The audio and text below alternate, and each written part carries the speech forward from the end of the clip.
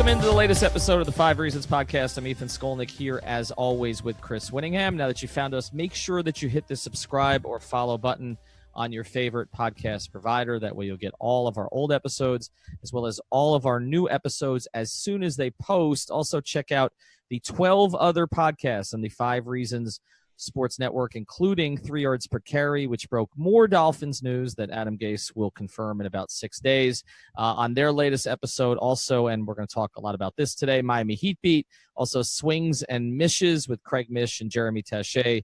Goldie on Ice will be back next week covering the Panthers and all of our other podcasts. Also, we're going to mention this later in the show, but certainly come out on Monday to the Jason Taylor Foundation Ping Pong Tournament that's going to be at Hard Rock in Hollywood. A lot of us will be playing. We'll have a presence there, and it is a great time for a great cause. All right, today we're going to do something totally different. Wittyngham is not my co-host today. I'm disowning him. It's only taken about 165 episodes, but plus 2 years of a radio show. But I'm putting him in the hot seat today with 2 other guests, and I'm just going to moderate this thing, and we're going to talk about the Heat. And the reason we're going to talk about the Heat is because our episodes on the Heat do better than anything else. That's the real reason. But also, I feel like we just haven't done it in a while, and I feel like I want to do it differently. So we've brought on 2 of the 6,228 cast members of Miami Heat Beat. Brian Goins. That's unfair. It's 13. It's 13? It's 14. Isn't it 14? It was 14 for a while. Okay, it was 14. All right, we'll go with 13. One of the co-founders. I mean, you could be part of it too, Ethan. Well, I haven't decided to write. Well, I have written for it yet. Actually, we broke some Butler news on there. So we've got one of the co-founders of Miami Heat Beat, Brian Goins, who as he has talked about, basically started this in the basement of his basement, and Jack Alfonso. You can catch him at Alfonso Hoops. How many Twitter accounts is that for you, Jack? Because I can't keep track. I'm tired of trying to follow you in various places. Just the 2 now. One of them's gone, so just the one. All right, just at Alfonso Hoops. At Alfonso Hoops and at Brian Goins. And what we're going to do today, how old are all of you? Give me your birth date. Whittingham, you start. August 21st, 1992. Brian? June 15, 1994. Jesus Christ. Jack? June 18th, 1997. Oh, look at that. Yeah. My goodness. I think our birthdays are close. I think he's the youngest person in the whole network, isn't he? I think so. I think he's got Tito and Jeremy beat, actually. God damn it, you're half my age. Well, less than half. All right. So we've got a 1992, we've got a 1994, and we've got a 1997.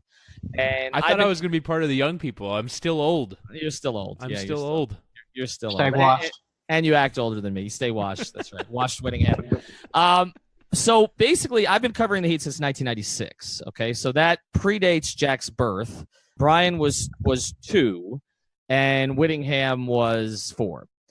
And I have a little bit of a different perspective on this stuff. And what I kind of want to cover with you guys today is you guys came up when it was all good, right? And not just good, great, like as great as any organization has ever had it, okay, until we got to the Warriors recently. But just in terms of being the center of the basketball universe, not being the center of the sports universe, being the center of the sports and society universe. They were the most important team in the world for a 3 or 4 year period. The Heat were, and won 2 of their 3 championships over 7 years. And now they're dull as hell. They're stuck in the middle. They don't have a top 40 player. We're not really clear how they're going to get out of this unless Minnesota gets so desperate at this point that they're able to get Jimmy Butler. And what I want to get into with you guys today is, has it changed for you? Because you've only known good. How do you sort of put in perspective the position that they're in right now? Well, they're definitely in the most questionable position that they've ever been in my sports watching career. Anything before Dwayne Wade, basically, I just wasn't old enough to be aware of that. I'm still pretty confident in the organization. You can talk about Pat Riley making questionable moves, but Eric Spoelstra is really the guy for me. They have an elite coach who's not going anywhere.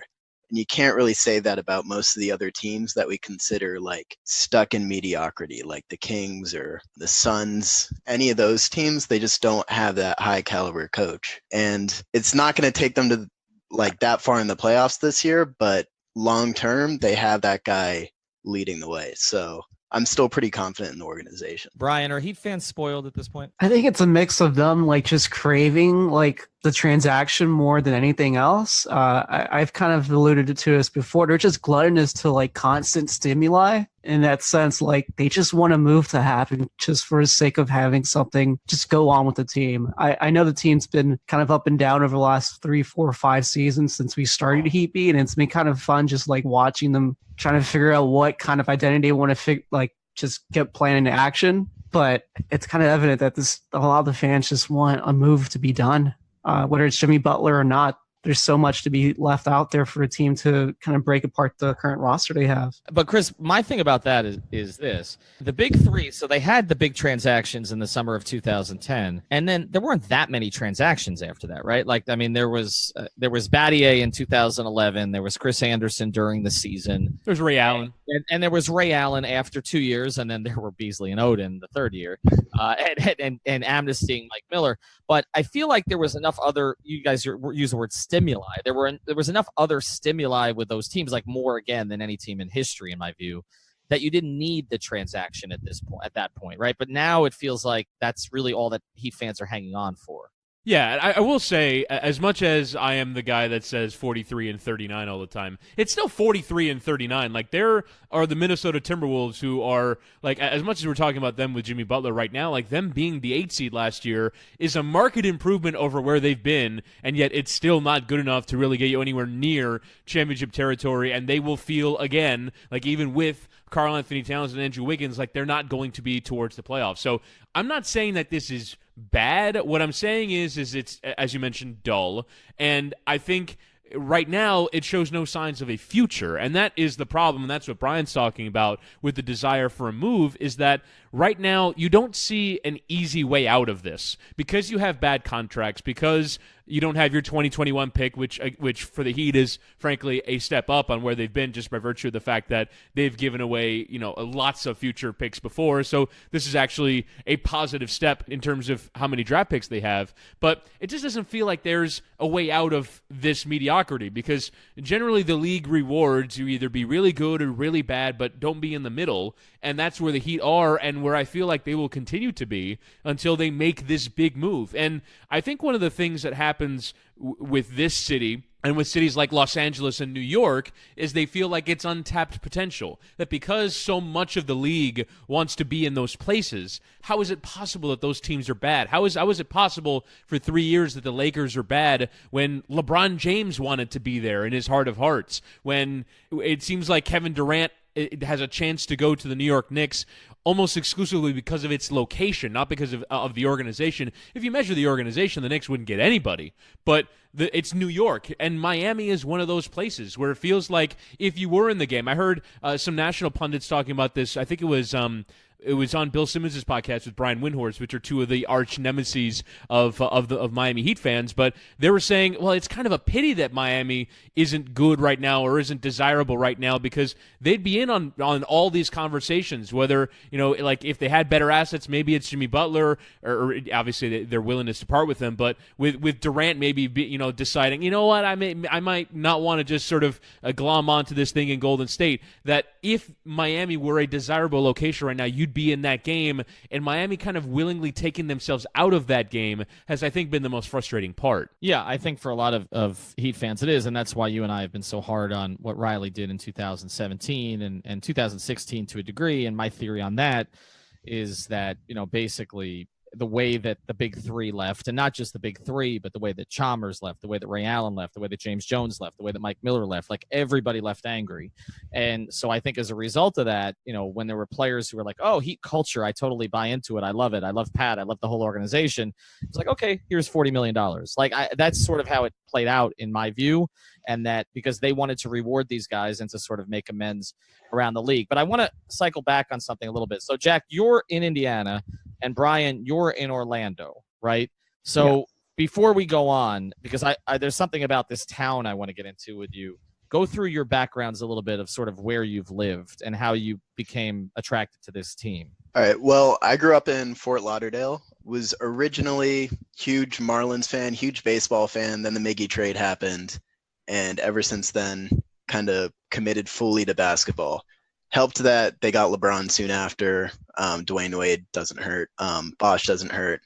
And the Dolphins being perpetually horrible doesn't hurt. But yeah, basically Miami Heat were the only game in town. I started watching sports in 2003. I actually started off with the Marlins, started off in the World Series. I didn't even know what sports was until my dad kind of like just picked up a lot of newspapers and he tossed me to the sports section. I just remember like reading every single like story, watching every single game, and kind of just slowly gravitating towards all the teams in South Florida, the Heat being one of them. And then just that year, having Dwayne Wade drafted that season, them going to the playoffs, then the year after trading for Shaq, it just kind of all fell in line for me to just, gain a passion for sports and in particular Miami sports. I've lived in Miami till I was about 18. I moved to New York, went to St. John's University for a year before I decided to transfer to UCF, go Knights. And no, I just, ever since then, like I follow the Heat. Obviously we started a network together with Giancarlo Navas. You were not supposed to say that name on the podcast. I want to call him the co-founder of Heat, but don't. Don't. We have a strainer relationship every once in a while. I really can't spell any of the words that you just said, so it's okay. That's part of the reason why. Yeah, no, Among other reasons. Five reasons. Now, but the reason I'm asking this question, and I know Chris's background on this a little bit, the reason I'm asking this question is because it has struck me that anybody in this town under 35 or 40 has not known the Dolphins to have any success and is just on the fringe of the Hurricanes having real success. And so all they know is the Heat having success. And that's why this topic is interesting to me, because I'm curious now, like with Dolphin fans, like what we're finding, even doing Dolphin pods, me writing for Dolphin Maven, doing other stuff, is that like a lot of Dolphin fans are just checking out right now. Like if it's like they were 3-0, they're 4-4, they don't have a quarterback. Adam Gase has been a disappointment in my view. And so they're really not going anywhere. There's no plan. And so they're just checked out. Like there's just an apathy that's overtaken them. Do you think that there will be apathy from Heat fans of your generation if they can't get anywhere close to the kind of excitement that they had between, say, 2010 and 2014? Well, I think that's an impossible. Sure. I think they can still be pretty exciting. Like we talk about how bad they've been, but really 2016 was just a couple years ago, and they were one game away from the Eastern Conference Finals. That was a really fun team that people liked. If they can do that with some relative consistency and maybe have a little more upside year to year, they're a few years off from that right now. But if they can get to that level, which I think they can with Spoelstra, I think they have the interest of sports fans, especially if you consider the fact that the Dolphins are probably going to continue their mediocrity. The Marlins aren't going anywhere, and the Panthers play hockey. So I guess my vantage point on this would be that I agree with Brian's point earlier, which was it's apathetic until the next transaction. And I've said that the Heat were, locked themselves into being the 6th seed after they signed the Kelly Olynyk contract, and I didn't think they had enough that was attractive, but I think you're starting to see that there are situations where teams enter low-leverage situations with superstars, as the Minnesota Timberwolves, in my opinion, are right now, and that's enough to get the Heat into the game. And you've seen, and we've seen in our network, how voraciously the content gets consumed when there's even a whiff of a big move. And I think the difference between what the Heat can do versus what those other teams can do is that one big move might just be enough, right? Like if Jimmy Butler gets signed, that might be enough to get them to the Eastern Finals or, in towards this upper echelon of the conference. Whereas the Panthers, as much as you talk about how they play hockey, like they had a $150 million offseason. It seemed like nobody even noticed, and it didn't even make that massive of an impact in terms of them being a playoff team. The Miami Marlins just made 2 huge international signings that a lot of teams were after in the Victors. The Dolphins, they've made big moves before. Like they've gone for Ndamukong Suh, they've gone for Brandon Marshall and Mike Wallace, and like they've tried to make these splash signings that don't come off, but at the very least they get into the headlines.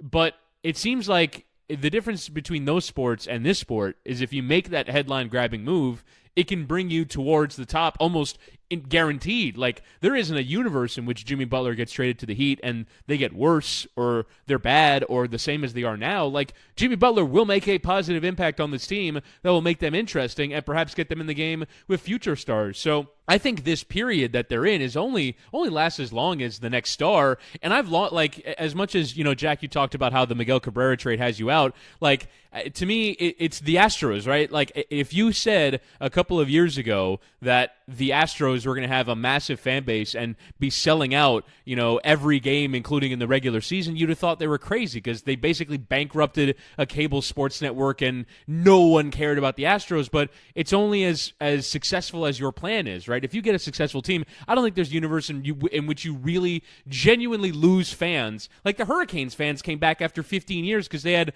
10-0 start. Like they had 60,000 for a game against Virginia at home. Like you would have thought that was unthinkable. But that can change so quickly, and for the Heat, it really is just as long as their next move. We'll get back to the episode here in a second, but first, I want to tell you about another great sponsor of the 5 Reasons Sports Network, and that is BetDSI.com. And the best way to get through what's been kind of a lackluster sports season here in South Florida is to bet on the games, bet the point spreads, bet the money lines, bet the over-unders, do the live betting during the game like a crazy person like Chris does here, where basically teams down 12 at the half against the Heat, but the third quarter's coming up, so it's going to be not tied. The third quarter, the third quarter. The third quarter's coming.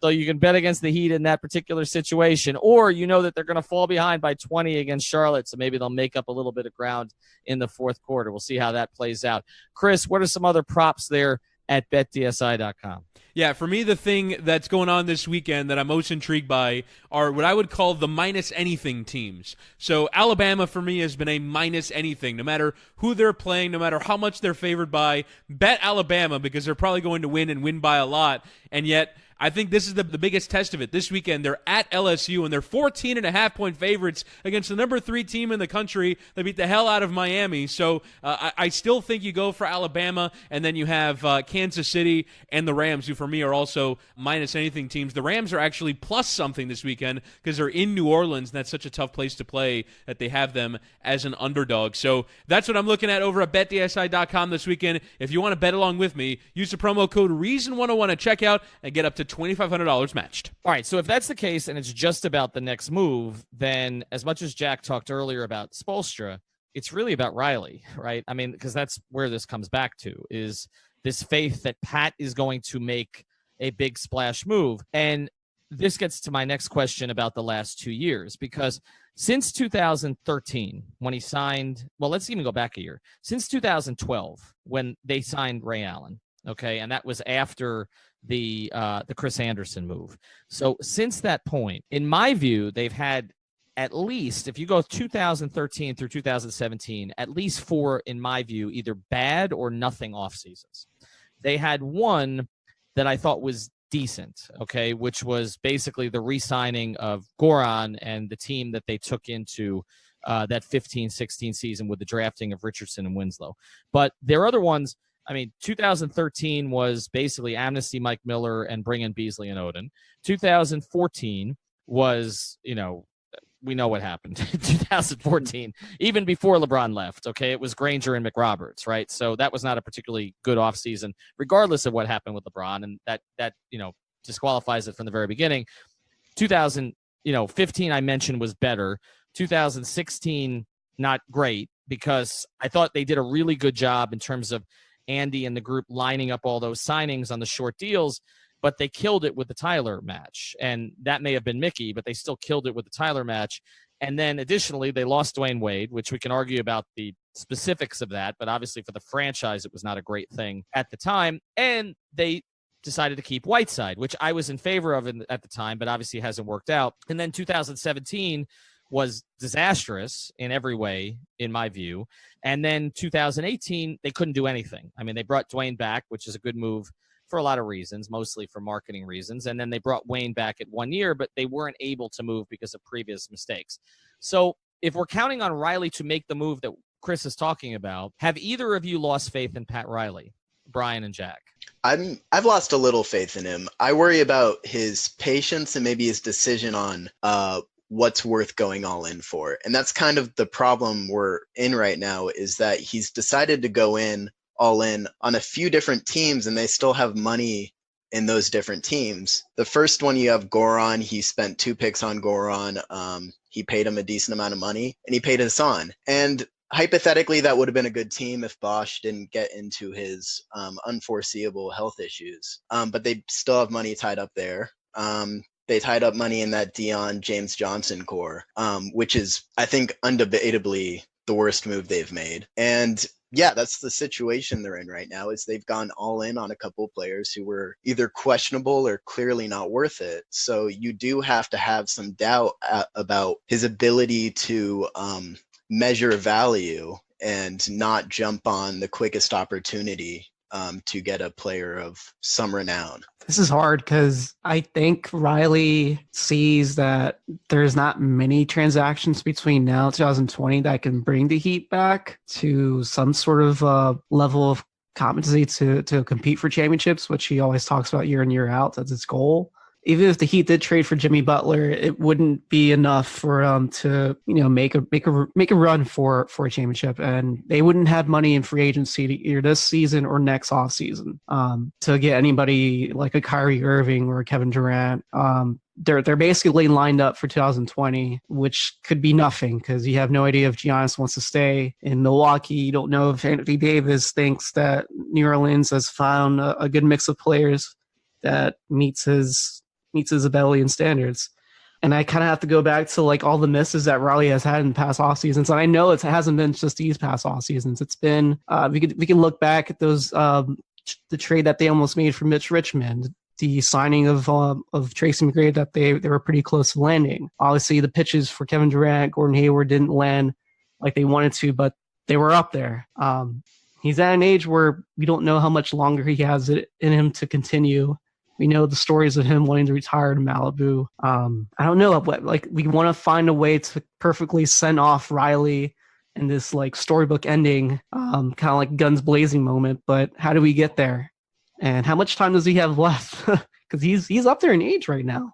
Well, he is, and I go back to a conversation I had with him. The only sit down I've ever gotten in his office, which was after LeBron left, and he thought he'd calmed down enough that he could do the sit down with me. And then when he started talking about LeBron, it was clear he hadn't, which I was happy about because the quotes were really good. But basically, during that, we talked about when the end would come. And he said that the way he wanted it to end was that he'd win a championship and then he'd basically fly to Paris, that nobody would even find him in the post-game locker room or anywhere else, that he would just get on a plane with his wife, Chris, and disappear. And that was the magical ending. And then I feel like something's happened since then, because that conversation now is 3 years ago.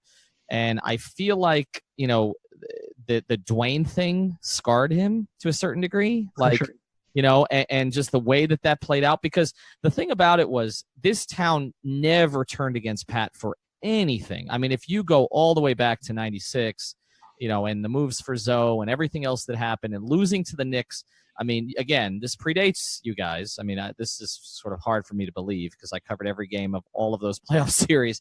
But if you go to those Heat-Knicks series, like, those were monumental failures. Like, people, look at that as, nostalgically now, like, oh, that was incredible. It wasn't incredible basketball. It was horrible basketball. But it was incredible competition between those teams. To have 4 series go to the last game 4 years in a row, and to have the brawls and to have the controversies and to have, Anthony Carter making a shot over the backboard and everything else that happened in those series. And Mashburn, in my view, as I said, at Miami Heat beat, correctly passing up the shot to Clarence Weatherspoon and all of the other things that happened. But when you really break it down, the Heat were the higher seeded team 4 straight years and won 1 series, and nobody killed Pat for it. It was just like, to be there was enough to be in those series. Like, when they got to 2006, he'd been here for a decade without winning a championship, and nobody killed him for it, right? Like, he had stepped away, Stan had come in, he'd come back. And I feel like the Dwayne thing was the first time, and so you're talking about 20 years into his tenure here, that people went against Pat Riley in this town because he was going up against a figure that was more popular than him, which was the only time that could ever possibly happen. People took Pat's side against LeBron, okay, but didn't take it against Dwayne. And so I think that scarred him. I think that's what led to what we saw last summer, which was problematic. And I think that's the position they're in now. And everything I hear, and I can tell you that media friends of mine who are still tied to the organization hear the same, is that Pat's in no hurry to go now. Like, this is, I mean, he's planning on hanging around for a long time. And like you say, Brian, they're looking at 2020. Here's the difference. So it's basically been 10-year intervals. There was the year 2000. You mentioned McGrady. They knew that McGrady, Duncan, and Eddie Jones were all going to be available that summer. Like, it was clear. Those guys were going to be available. There was no question about that. 2010, there was a sense that LeBron might leave Cleveland. There was a belief that Bosh would leave Toronto. There was a belief that Joe Johnson was available. Carlos Boozer was available. All these guys, Amari would be available. All these guys would be available. Like you said, there's no guarantee these guys are going to be available in 2020. And I don't know that Giannis is going to want to go to a place like Miami, even though it's a multicultural city, because he seems to like being in Milwaukee. Like, he seems comfortable there, and it looks like he's finally got a coach, and with Anthony Davis possible. So I guess I'll turn to Chris on this now. Like, when should Pat, like, we had this conversation with Levitard when we spoke to him for our pod about Pat, and he said, I'm not saying Pat's lost it, but if you were to sort of compose a narrative that someone had lost it, it would be signing Dion Waiters to 4 years. So in your view, how long should Pat be able to dictate the terms of his departure? Is it, indefinitely, or should it be sooner? I think it's indefinitely. I think he's earned every bit of trust that this fan base has given him. I think there was some people that went against him for the Wade thing, but like, that wasn't universal. Like, I mean, obviously everyone was sad to see Dwayne Wade go, but I think there were still people that felt like, from a money standpoint and from a business standpoint, that like, that wasn't a dreadful move. But I do sort of understand what you're saying, which is that like, there is always going to be a period in which that credit, or that sort of credit he has in the bank, is going to evaporate. And I think now is kind of when it's starting to happen, with the impatience and with the boredom of the current team, and how it's kind of Pat's fault that this is happening. So I think that he has earned every bit of that next chance, right? Because yes, he has not managed to secure Gordon Hayward or secure Kevin Durant, but I feel like his greatest job is not necessarily executing that next move, because I still have confidence he's going to execute the next move. I still have confidence that he has major credibility within the NBA. My sort of quandary right now is, do I think that he can create an attractive enough situation that you're even being considered? And that would be my concern at the moment, is that, yeah, you can get in a room with Kevin Durant, but Golden State's way more attractive. Yeah, you can get in a room with Gordon Hayward, but Boston's way more attractive. Like, if you're just sort of saying, hey, here's what we can do to build around you. We have enough to trade for Kyrie Irving and still have the Sacramento Kings first-round pick. Like,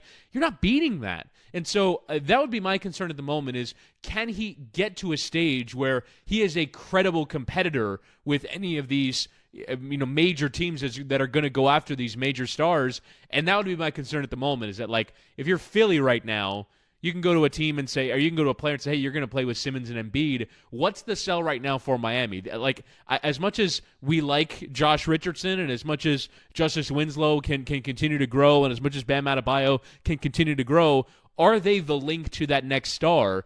Are they the players that make this situation so attractive that you're in that game? And I just think that at the moment, that would be my concern with Riley, is that he can't build that. I have every confidence that if he gets in the room, that he can execute, but I don't think that he's going into the room with the best negotiating position at the moment. We'll get back to our episode here in a second, but first I want to tell you about miss-ink.com. That's miss-ink.com. It's run by Misty Buck Iglesias, and she is a social media problem solver. She does social media marketing and content writing, been doing it for more than 10 years. She's also a big Miami sports fan, including a big Dwayne Wade fan. She believes in personal, customized approaches to marketing, so she only represents businesses like 5 Reasons Sports that are serious about taking visibility to the next level. Social media marketing requires much more than just a blog or profiles on a website like Facebook or Twitter. It takes smart strategy and a daily interactive focus. She's been leveraging social media for Miami businesses since 2008, doesn't believe in cookie-cutter strategies or boxing a business in with others in the same industry. So check her out at miss-ink, that's INK.com. And also, if you take out an advertising package with 5 Reasons Sports, that's at least 3 ads somewhere in our network, you will get a free 30-minute phone consultation with Misty so she can help you get set up. Again, that's miss-ink.com. Who do you guys think should run the organization next? Jack, who would be your choice of the group that they have currently in place? Because I don't think it's going to be someone from outside the organization. Yeah, I definitely don't think it should be anybody from outside the organization. And if anything, Pat should leave knowing that part of his legacy is that he is leaving the Heat in an incredible position. Like I said, they have Spo, who's a top 10 coach easily.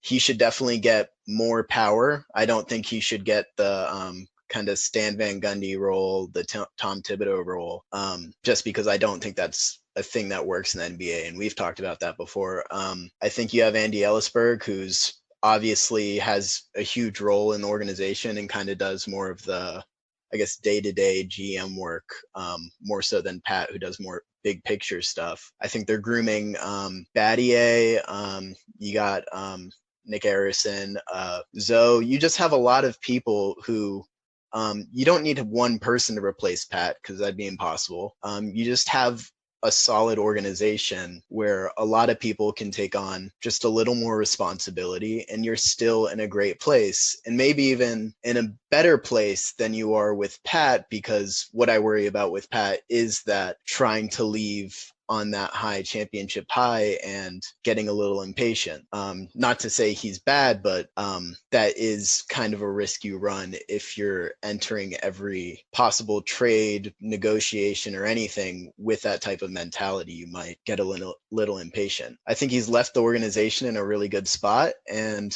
he shouldn't be rushed out, but he should be able to leave knowing that part of his greatness is the ability to build up Miami into what it is now. I agree with Jack. I'm honestly, these last 4 years have been tough for the franchise, just as far as just gaining popularity back within the fan base. Obviously, they've slipped over the past couple off seasons with signings and departures to some of the fan favorites. But I think we have to realize that no matter what happens on the roster, on the court, that front office is still stable.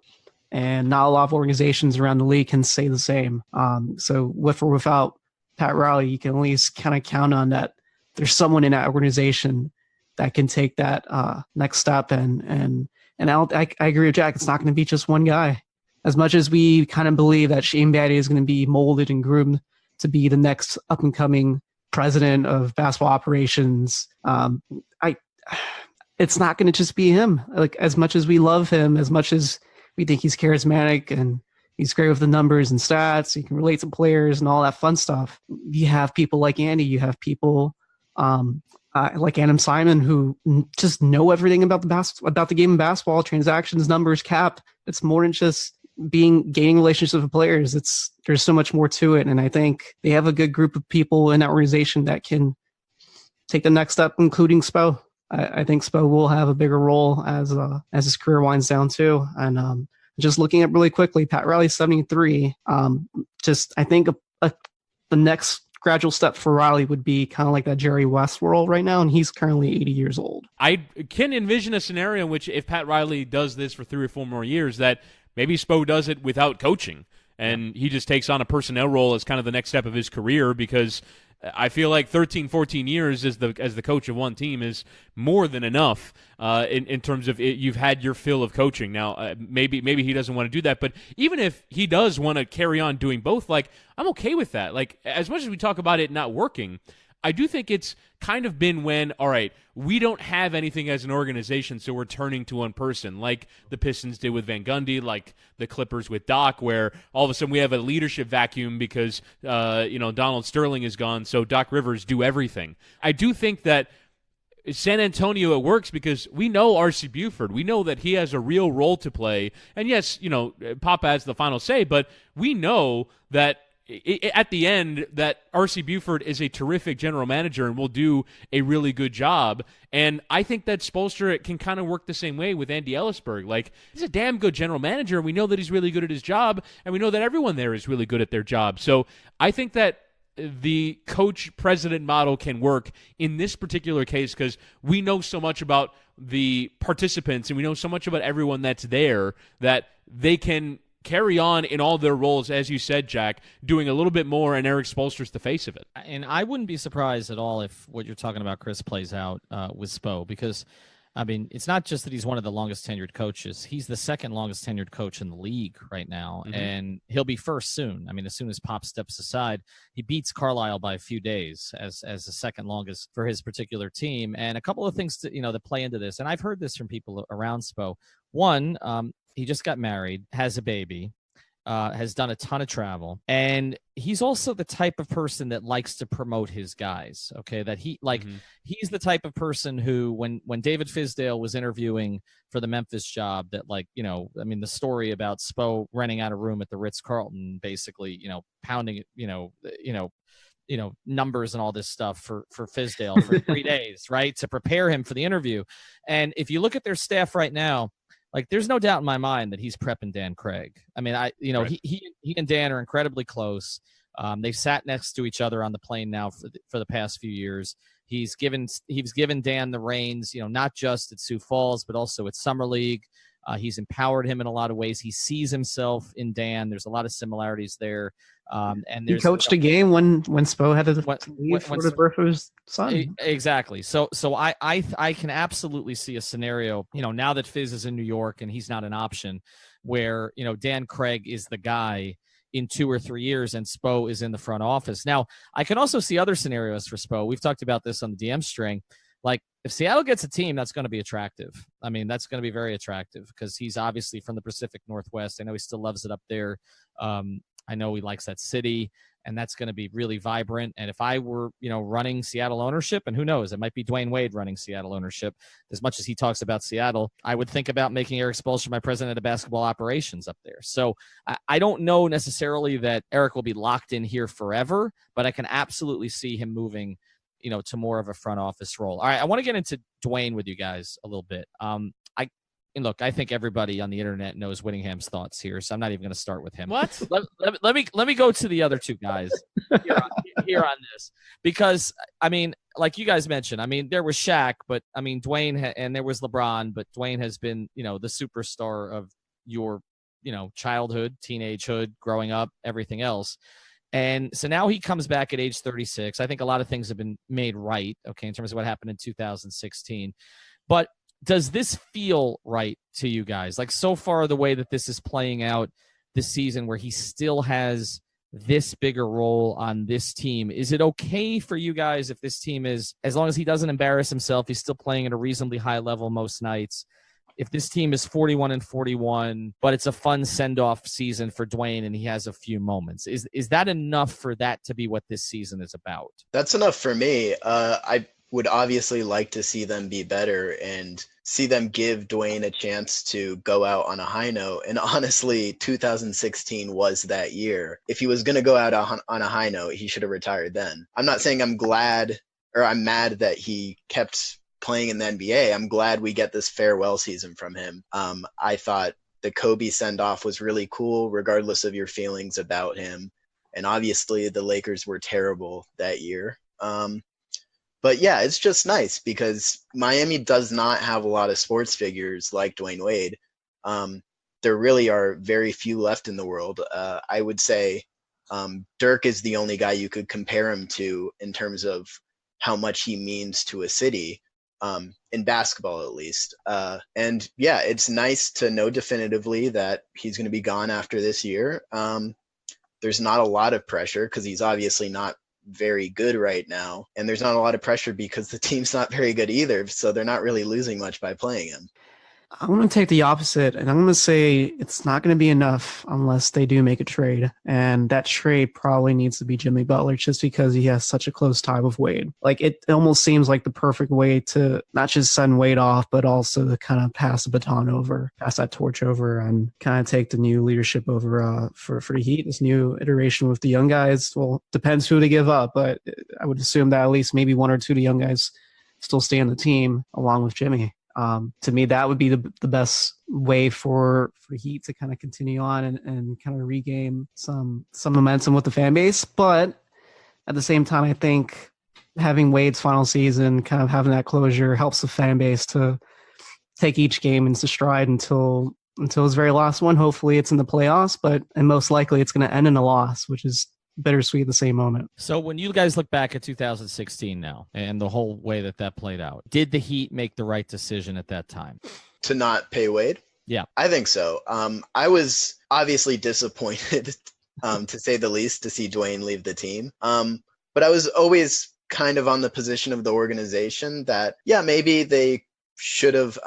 Dwayne had a point that he felt like he was entitled to a little more money given what he's done for the organization. But financially, like, they're already in a terrible cap position. They weren't in a great cap position when during that offseason. They made the right move not to give him a bunch of money. And I hate to say it, but the fact that they got him back on a cheap contract and Dwayne Wade got paid, like, best of both worlds. Miami's not paying the checks. Dwayne's still getting checks. Yeah.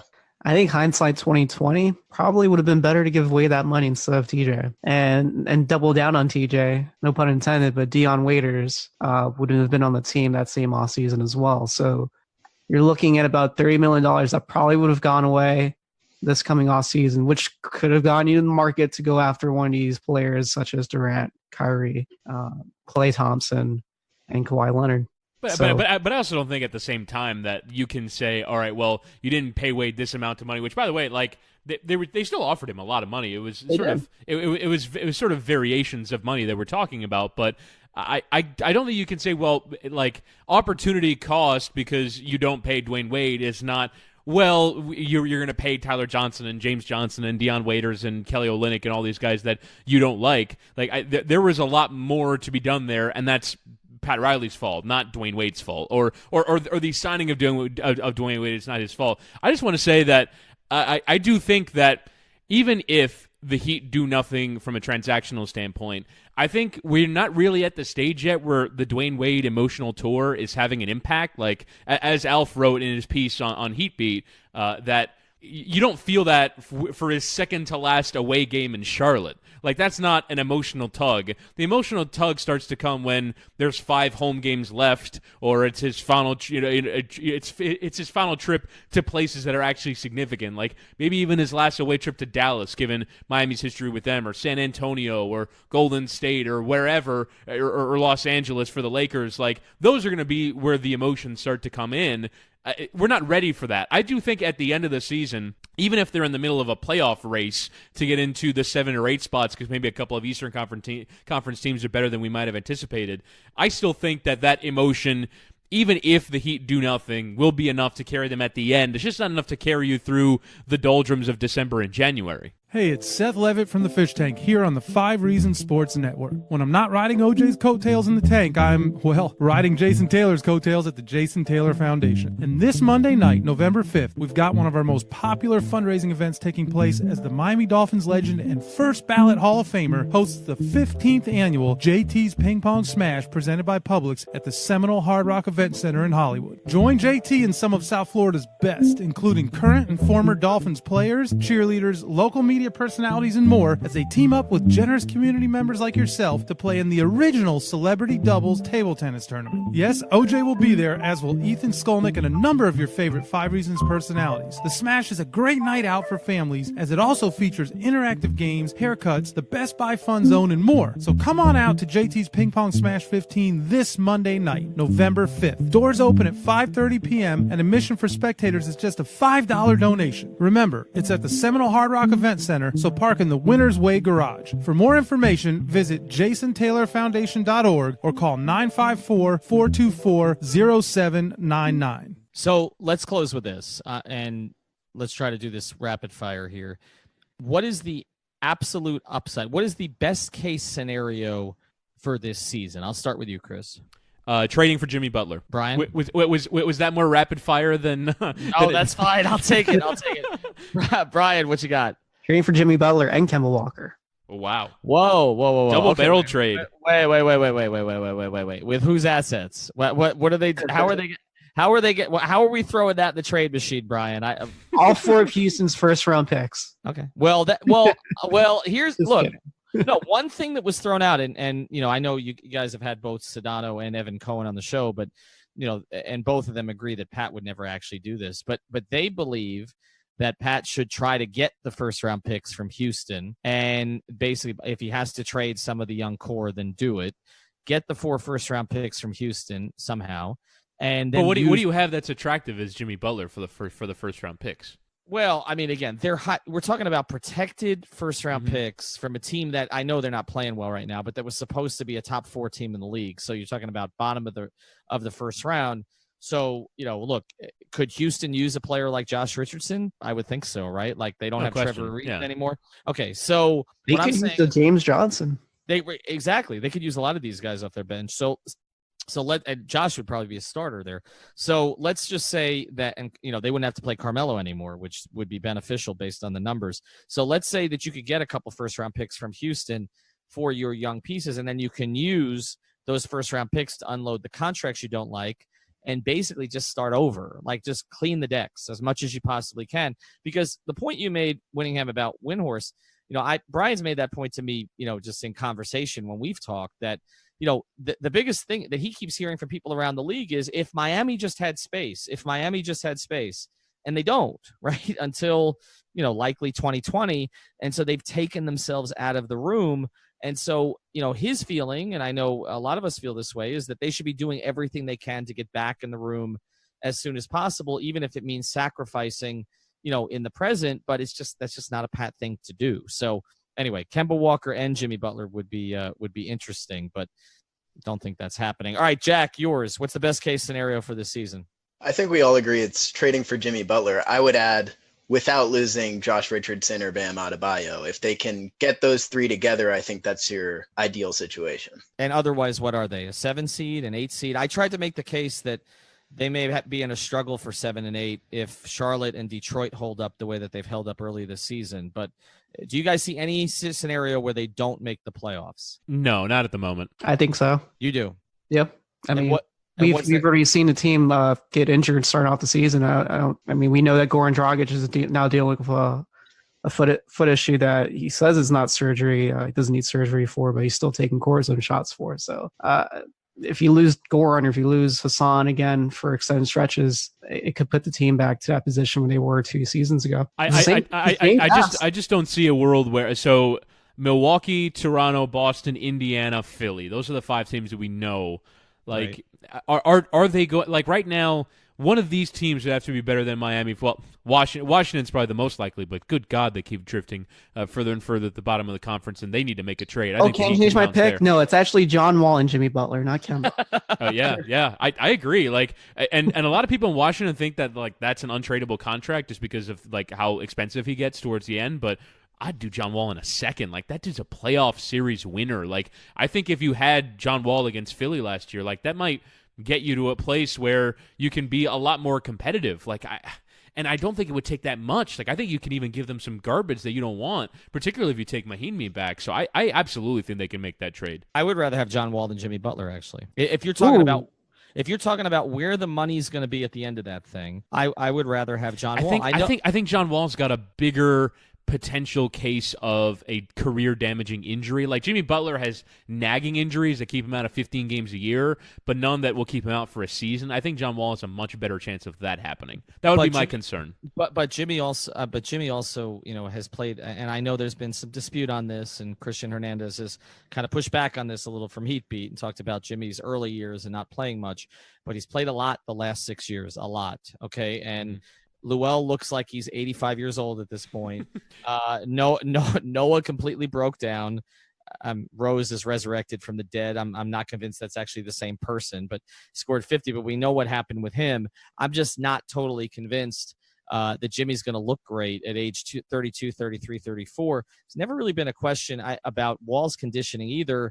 And honestly, if you're talking about attitude, I've never had a problem with John Wall's attitude. Like, I know there are some that don't like him. Colin Coward's taken some ridiculous shots at him, but like, I every time I've dealt with it, I'll tell you this is just personal experience dealing with both of them. I like John Wall a lot better. Maybe that's bias in this, but I also, although John Wall has had issues with Brad Beal and others, I always sort of get the sense it's not his fault. Whereas Jimmy's had an issue with everybody, like everybody but Dwayne. He had issues with Noah. He had issues with Rose when they were together in Chicago the first time. And then obviously he's got issues with Towns and to a lesser degree Wiggins now. I'm going to poll that tonight, guys. Who would you rather have if you could just have one? I would rather have John. I'd rather have Bradley Beal than either of them. Can I pitch you my fake trade? Yes, pitch it. Okay, so it's John Wall, Jan Mahinmi, and Austin Rivers, who's on an expiring $12 million deal for Whiteside, Dragic, and Dion Waiters. Who says no? I think both teams might say yes on that. to be honest. Oh, really? I mean, Washington just needs to fix it. Like they need to do something. They got to split up that backcourt, make Beal the star, make Porter the complimentary piece. And I'm giving you back your starting point guard and your starting center, and maybe someone, if Deion Waiters ever gets healthy again, that can contribute off the bench. Well, you also got Dwight there right now, right? Right. Imagine Dwight with Hassan. I didn't even consider that. That's brilliant. Well, we know why. Look, the reality is, even though Dwight's numbers have been good the last few years, none of his teams have, right? Like every team, and Dwight every has team is gone to. happy to see the back of him. Right. So I think that's actually the reason for it. All right, Jack, you haven't given us our best case scenario other than let me start that over. 3, 2, 1.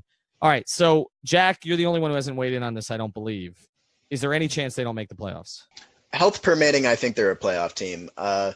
Brian mentioned this, but there's always a chance that everything can collapse, and you just don't really have a playable roster. This team can't stay healthy. Yeah, but like if they can stay somewhat healthy, they're a low-end playoff team. And that's just kind of a testament to how bad the bottom of the East is. Check them out at Alfonso Hoops, at by Brian Goins, and if you really want to, at Chris Wittyngham. I'm at Ethan J. Skolnick, also at 5 Reasons Sports, although all the bad tweets about the Heat are Chris. We'll talk to you soon. What? No, Jack has the best tweets. They're all trash.